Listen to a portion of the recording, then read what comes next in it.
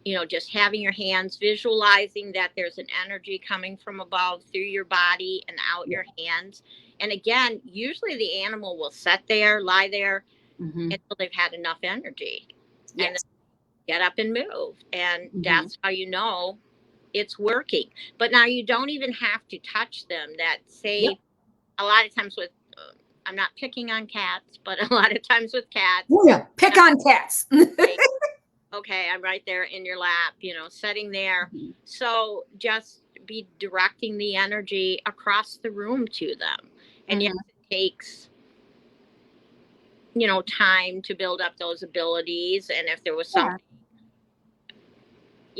drastically wrong, yes, I would, contact someone else to do it. But I mean, there are things for like the little things Yeah. we can do ourselves. So.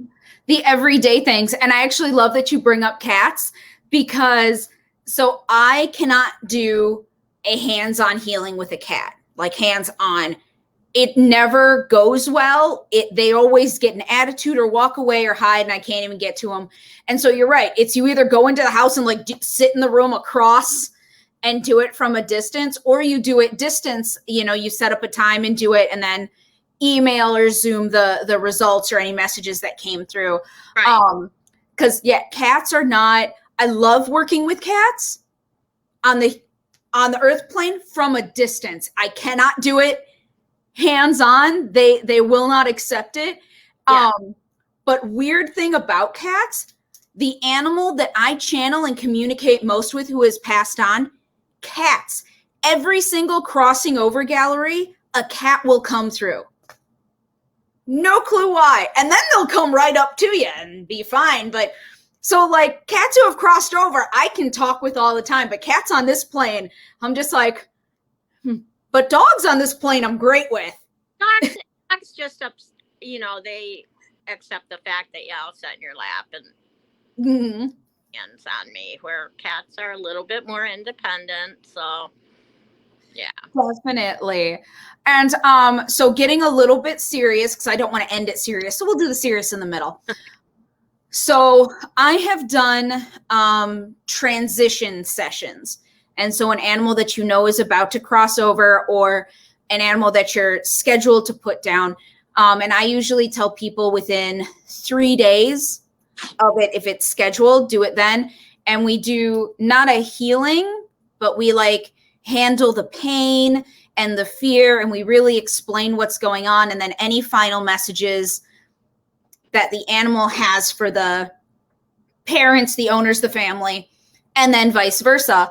And then a weird, I say weird because I did this to my friend and I just took over her whole house like a diva. When one of her first dogs passed, I rearranged all her furniture because he was having such severe mobility issues and they wanted his last 3 days on earth to be as comfortable as possible. And I looked around their house and I said, I need to do something that you're not going to like. And like, I moved their bed. I moved everything to be exactly. And the dog told me like, I need this here. I need this here. And we moved all their furniture and they honored it. And he was so much more relaxed and at peace and comfortable because that was the goal when your animal is transitioning, to be comfortable, to love, honor with grace and beauty, to have them pass. So sometimes it's weird requests like that, like move the bed 6 inches. I can't fit no more. Yeah. I mean, just the same thing as with a person, you want to go out with dignity.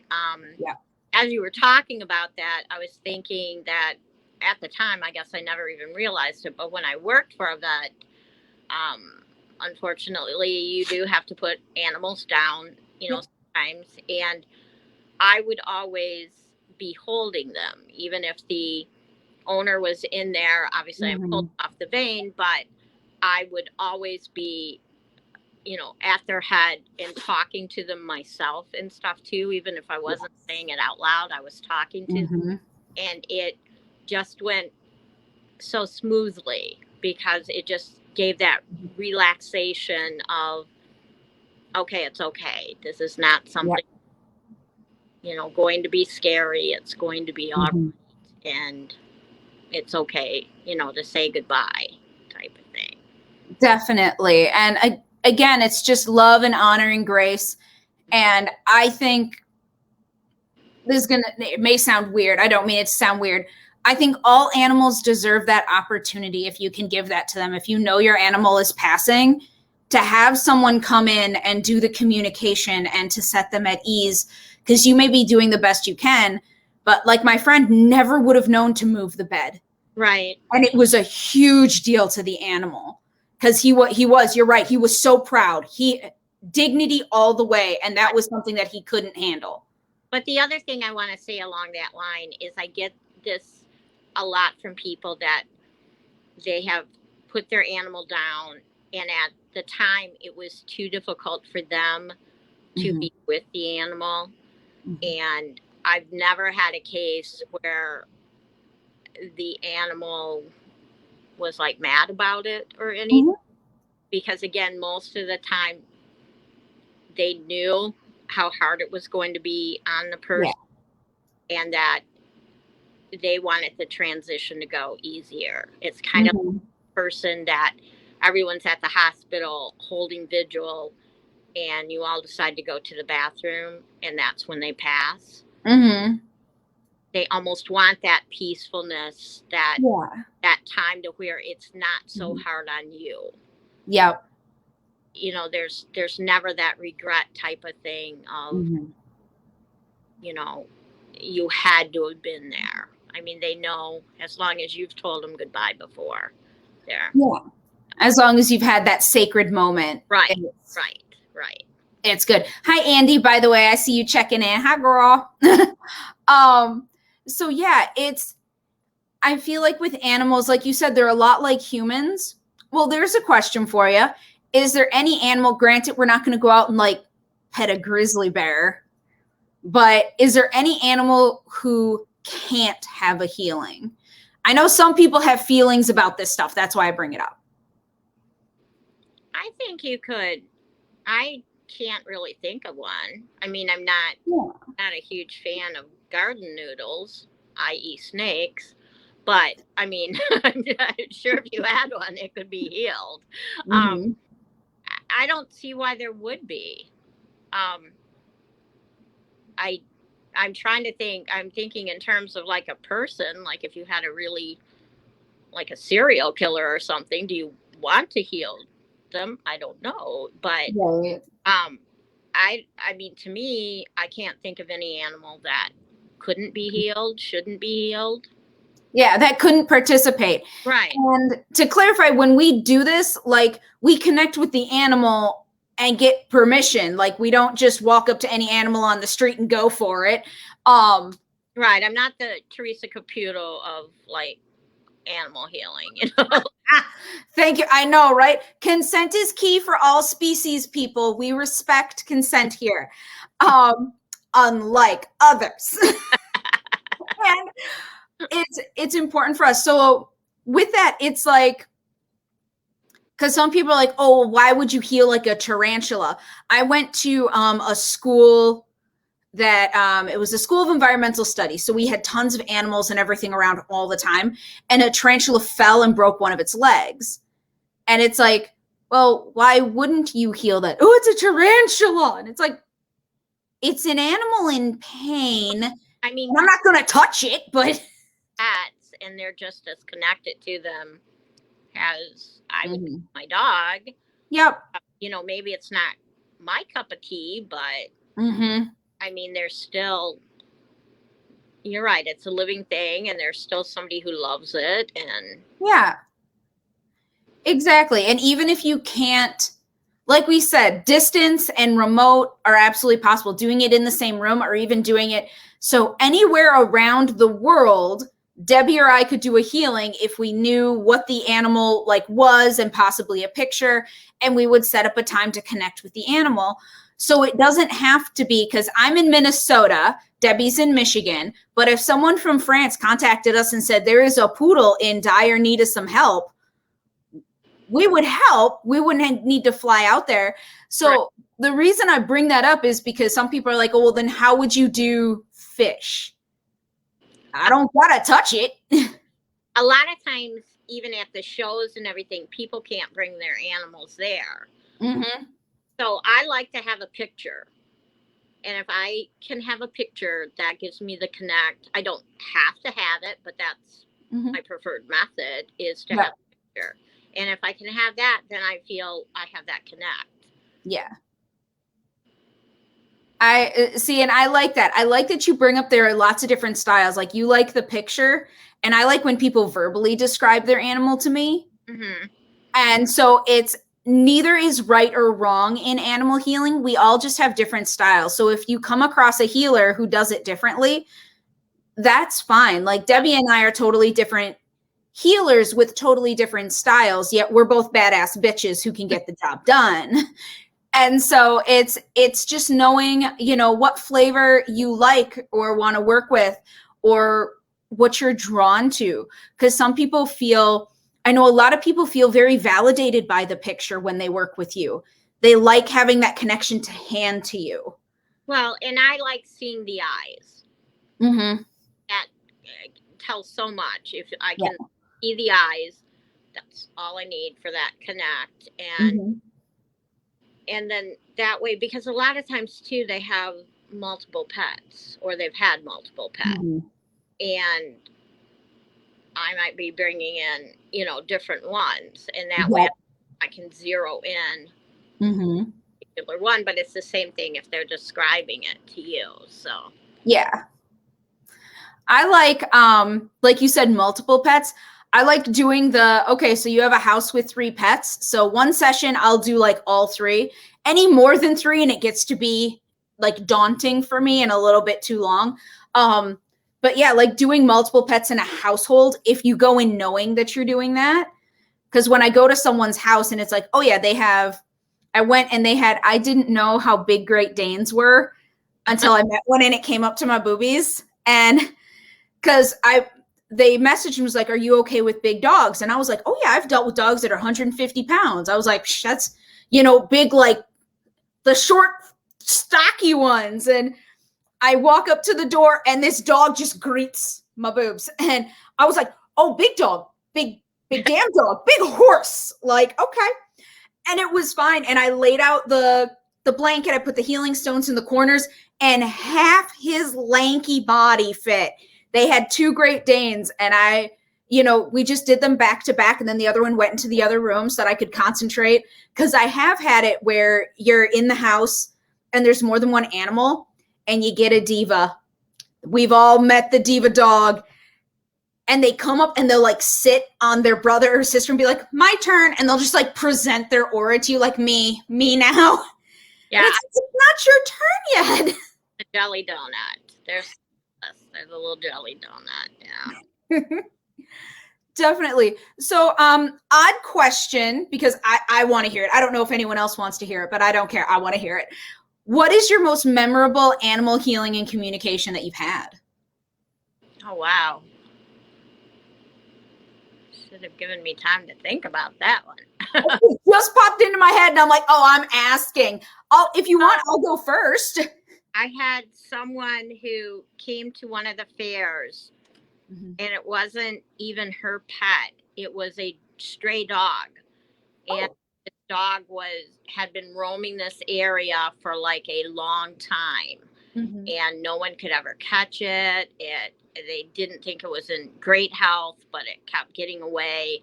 And I told her, they had tried setting up like live traps, that sort of thing, never worked. So I told her, I described an area, told her where to put the, you know, live trap that they had, and what to put in it. Mm-hmm. And she contacted me like in less than a week, and they had finally caught the dog. Yay! And were able to from there find it a home. But this had been going on for like quite some time, and this little thing was just so elusive, would like get into the cage and be able to eat what they left, but they could never trap it. And so I think that's the one that kind of stands out a lot.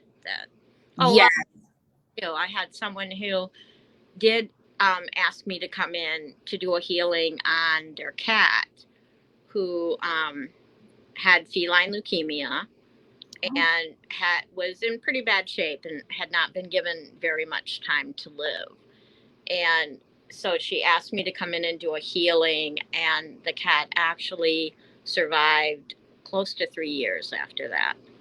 Oh, nice. Like taught her how to do healing too. So I mean, I don't feel it was just me, but that I kind of gave it that little boost, and then she take it from there. And you know, and it had a very good quality of life. It wasn't that it was just linked that time period. It had a real good quality of life. I love that. I like those stories. I have only done like find a pet or find a lost animal a few times in my life, and each time it's incredibly rewarding to help find a lost pet, even if you don't do it very often, even if it's not the specialty. I know some like animal psychics and stuff, they more specialize in that, and mad props to them. Like, go do it up. It is not my specialty. I can do it. But I kind of don't like it. Okay. I have found that the majority of the time, as much as they want their pet back, they don't necessarily listen to me. So that I can tell them, this is where you need to go, this is what you need to do, and I will get the response. I've already done it. Yeah. But maybe it wasn't like the proper time or anything. Yeah. They feel that if they would follow X, Y, and Z. So it's kind of, it's not one, I mean, I've done it, but it's not like I really like to do. Yeah. When it goes well, it's rewarding, but I agree. Yeah. But I just find that sometimes I think maybe they, as much as they want to find it, they have it like subliminally that it's not going to happen. So they're that energy out there, and guess what? It's not going to happen.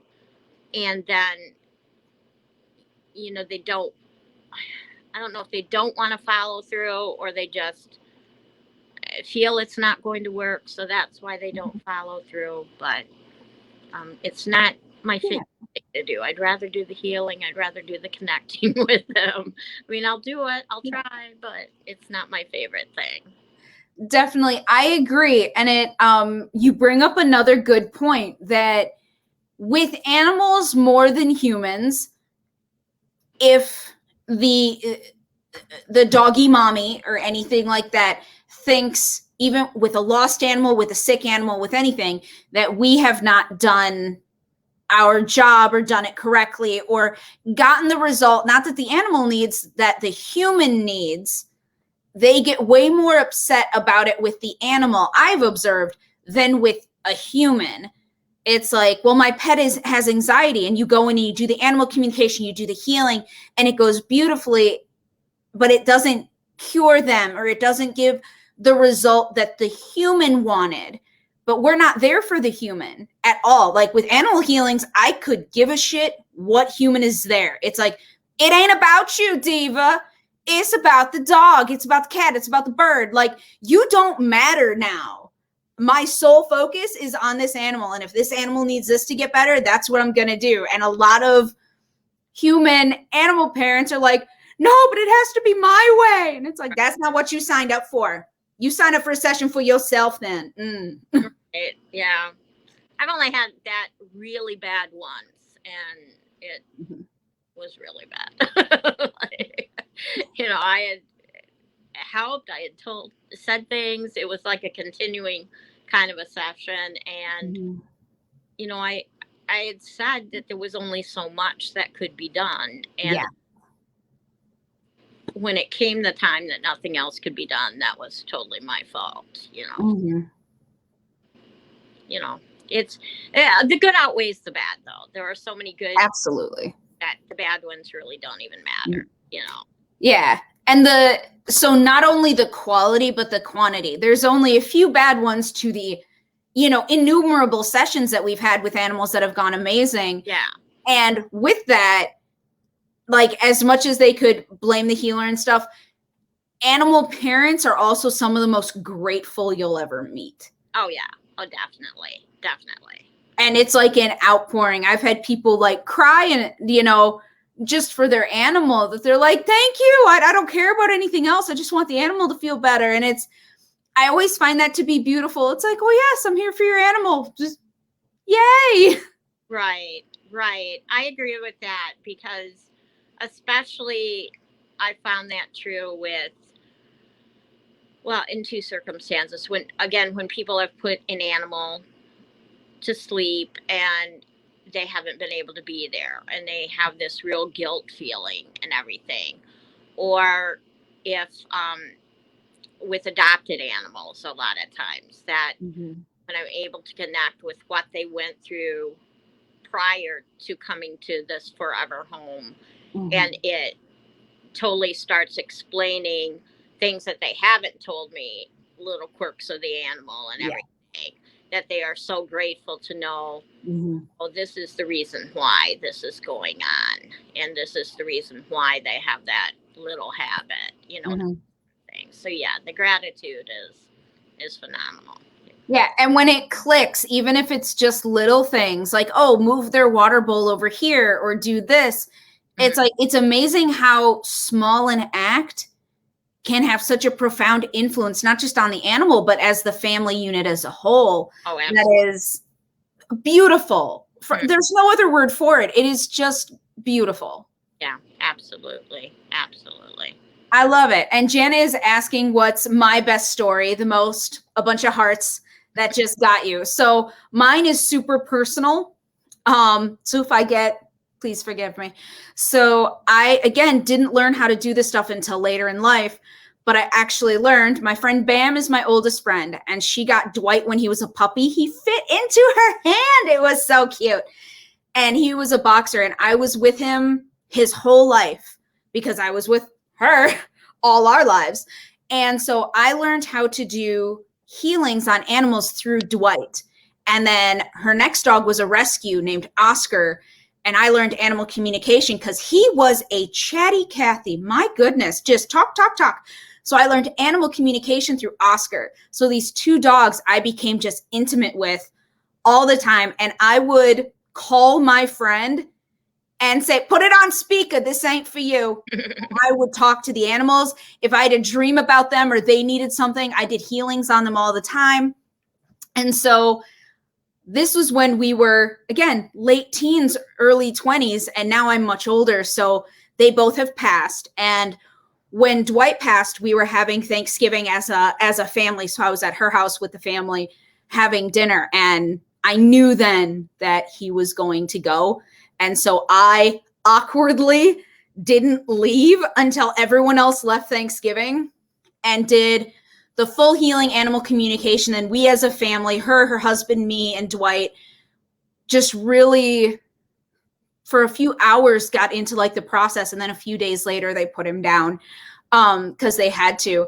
And so that was for me, like, he was the first animal that I really learned how to heal on, and then to be all the way through until he passed. And now occasionally he'll still come through with messages for the family to do stuff.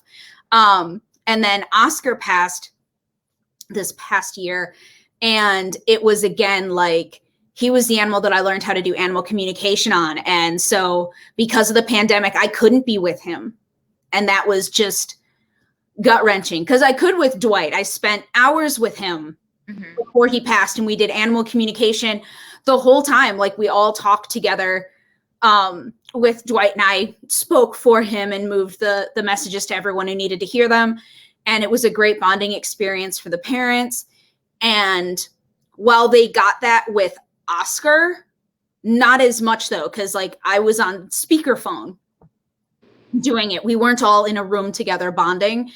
And so that was probably the two that were my like best stories and that like touched my heart the absolute most are the two that I was closest to, the two that made me the animal healer I am today. And I have so much gratitude for both of them and everything that they gave me and were able to experience, you know, with me. And so it's priceless what those animals had given me. And so they are by far my best and most significant story that I have.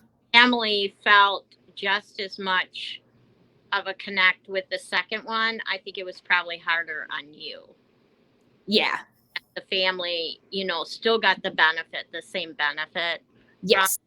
I think the experience was harder for Yep. you who weren't allowed that close contact.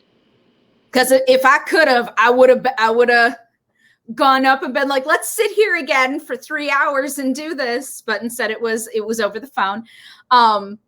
So yeah, that's my story. Like there are others and everything, but those are the two that it's like, well, what?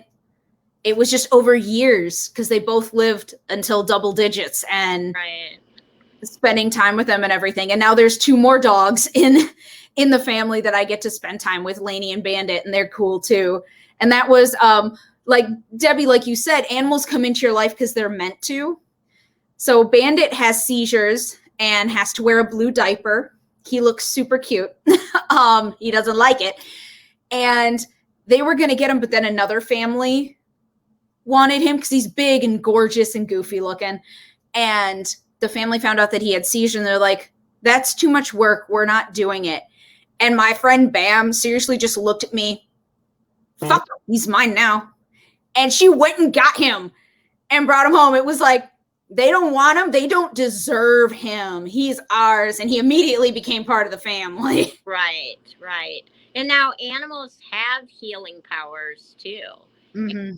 Are great little psychics. Teddy used to be a therapy dog, and he did the reading programs with little kids who were very shy, and so they would read to him.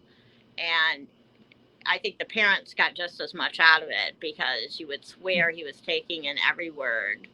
And inevitably there would be some child who wanted to read him a novel, and he was dozing off in between. But then we would visit hospice patients.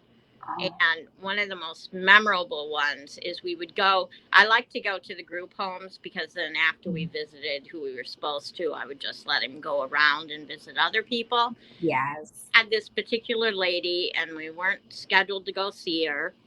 Something just kept eating at me that we needed to go that day. And she had her own little apartment, and we walked in, and usually he would go in, kind of walk around, sniff things, and then go sit with her. This day, he walked in, he went right up and jumped on her lap, and she started to cry. And I'm like, oh my gosh, what happened? Did he scratch you? What happened? She said, no, I just really needed to see him today. She passed away the next day. So like he knew, and I think he was egging me on to take him there, and that, he needed to see her. And my other little one, my old roommate used to have seizure activity, and he could tell before he was going to have a seizure and would alert him to it. So they are excellent little healers in their own right. Absolutely. And with that, I have bopped Debbie's email onto the bottom of the page. So if you would like a distance or in person with Debbie, shoot an email. And Debbie is in Lansing, Michigan. Correct. And so if it's in person, be thoughtful of location. Don't be saying, I'm in Texas. How about you come down for an hour? That'll be a little challenging. Or they can always come to one of the Maria Shaw shows. I'm always there doing readings, and all of our venues allow pets in, so you can bring your pet or bring a picture, and that's a quick and easy way to have it done. Yes, and the next Maria Shaw event, I believe, is going to be in Minneapolis at the Radisson Blu on July 31st to August 1st. And I'll be there as one of the healers, and Debbie will be there I have decided to call Debbie Wonder Woman all during the weekend. So if you ever hear me say Wonder Woman, it's her, because I have seen her and I swear she flies. I'm looking for a golden lasso next time. I'm not even kidding. Like, miracles happen on those weekends because of Debbie.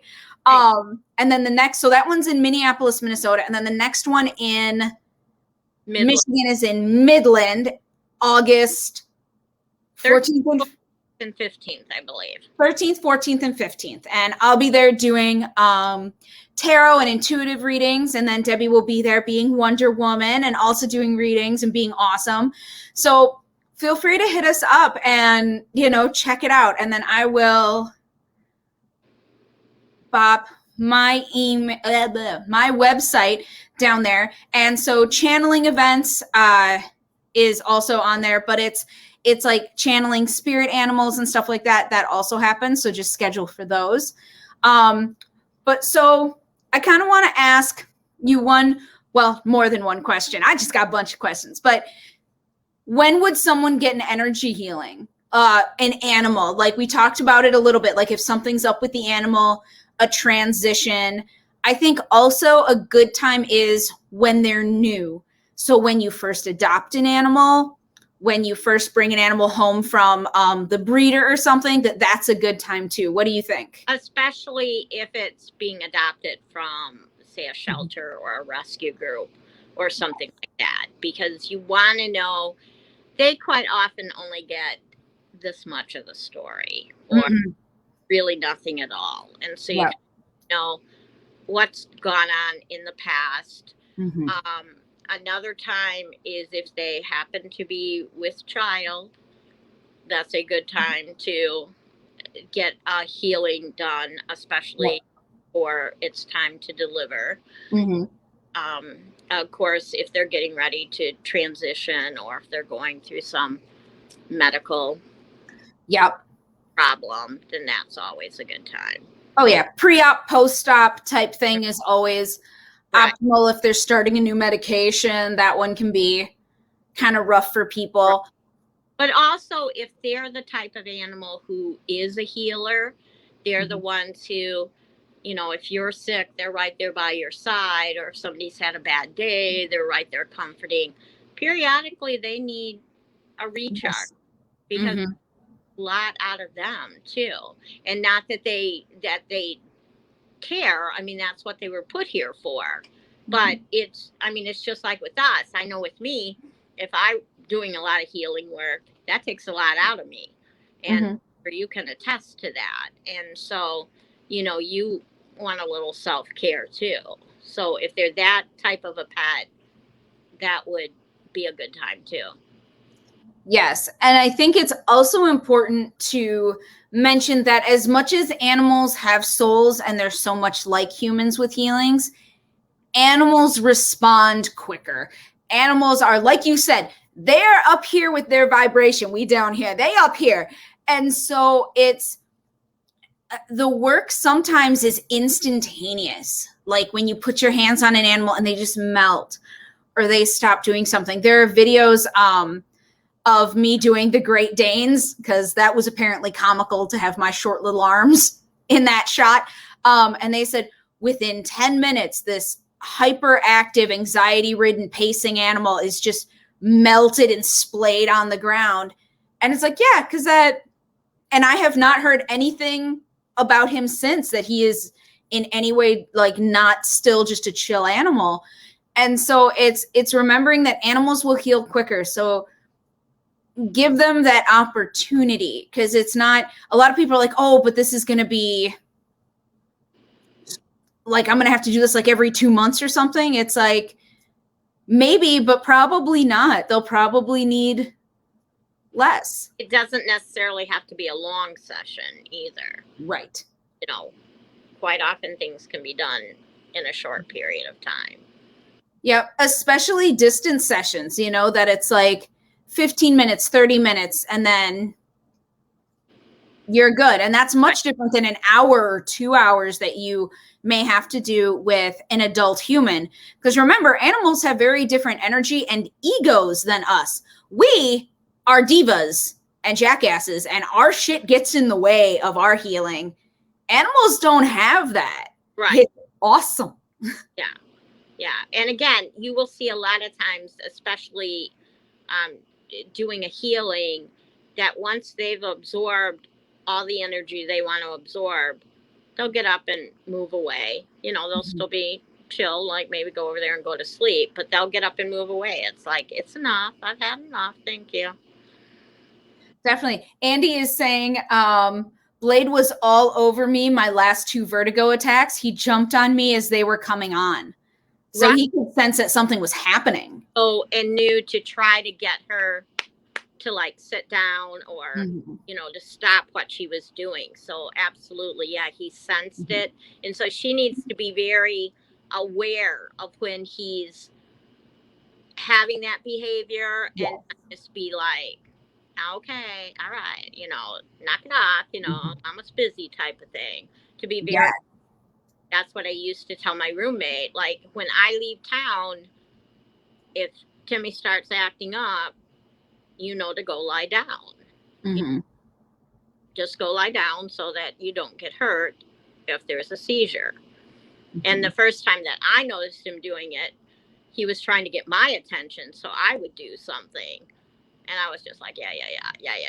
I quickly learned, no, you have to pay attention to the signs. So yeah, when he starts doing that, even if she's not feeling anything at that moment, she needs to take a seat, lie down, whatever it is that, would help the situation.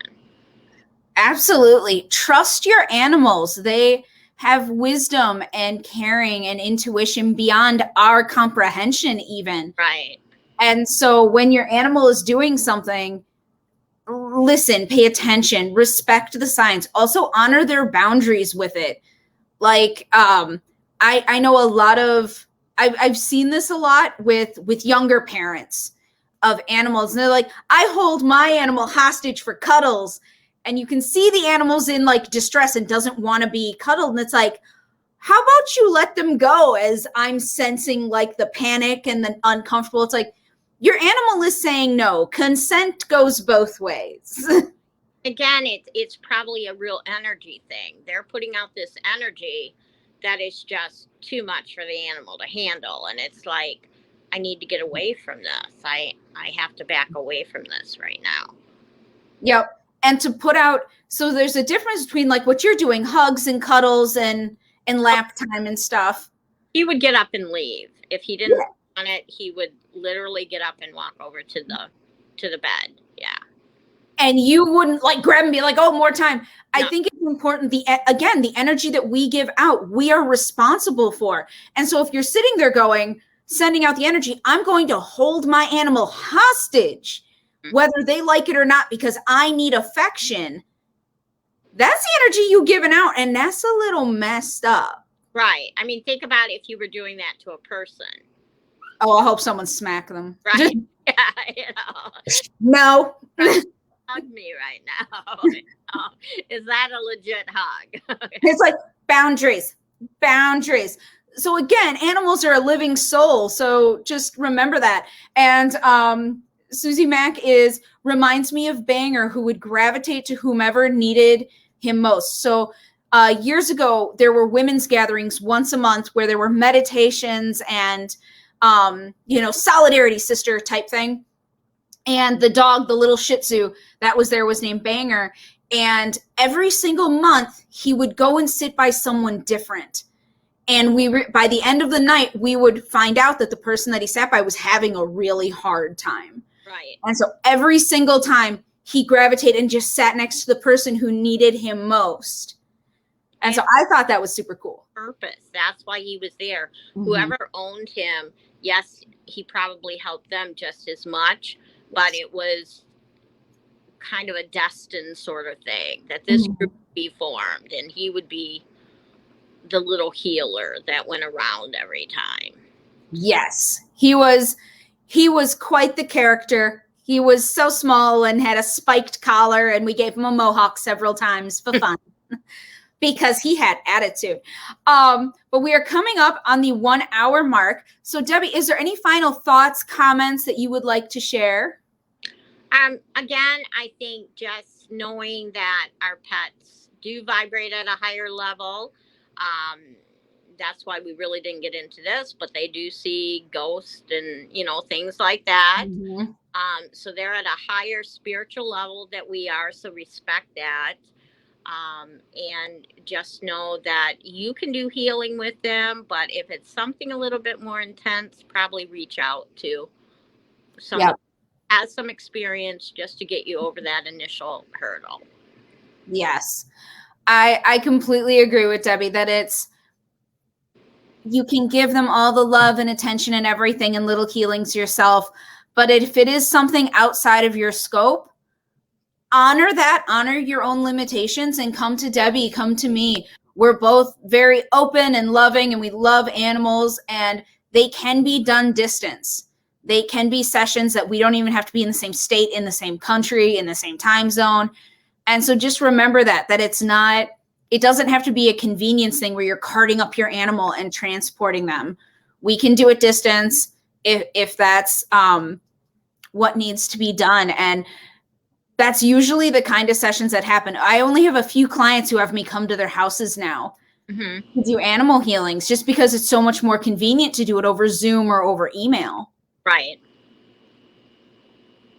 Definitely. So thank you, Debbie, so much for all of your wisdom and amazingness. And thank you for our little guest star. You cute. Just little cutie. Little cutie. I hope you have a wonderful night. Thank you for your insight, your wisdom. You are fabulous as always. Thank you, everyone, for coming, listening, enjoying. And I hope you learned something. I hope you interacted with people. If you have questions, contact Debbie or I. Have a wonderful day, and I will see you all later.